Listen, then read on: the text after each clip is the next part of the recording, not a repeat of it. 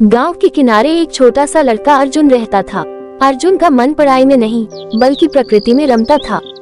उसका दिन पेड़ पौधों, नदियों और खुले आसमान के साथ बीतता।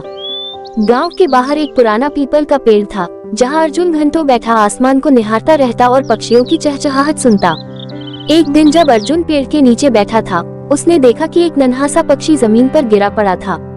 वह छोटा तोता था, जिसके पंख शायद ठीक से विकसित नहीं हुए थे। अर्जुन ने उसे धीरे से उठाया और अपने घर ले गया। उसने तोते की देखभाल शुरू कर दी, उसे दाने खिलाए, पानी पिलाया और धीरे धीरे तोता स्वस्थ हो गया।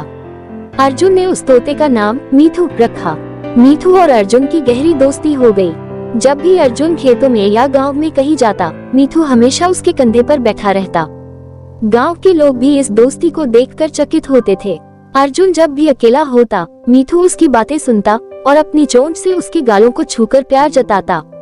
लेकिन एक दिन जब अर्जुन खेत में काम कर रहा था, एक बड़ा बाज आसमान में मंडराने लगा।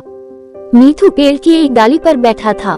अर्जुन ने बाज को देखा और मीठू को चेतावनी दी, मीठू सावधान, अंदर आ जाओ। पर मीठू अपनी चंचलता में बाज को देख नहीं पाया।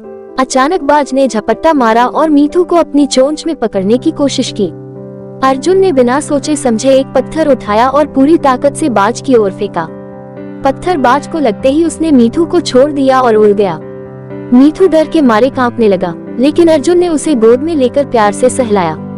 उस दिन अर्जुन ने समझा कि पक्षियों की जगह खुले आसमान में है, न कि पिंजरे में या किसी के साथ बंद कर रहने में। उसने मीठू को देखा और कहा, मीठू तुम अब उड़ सकते हो, यह आकाश तुम्हारा है। अर्जुन ने मीठू को आसमान में उड़ने का इशारा किया।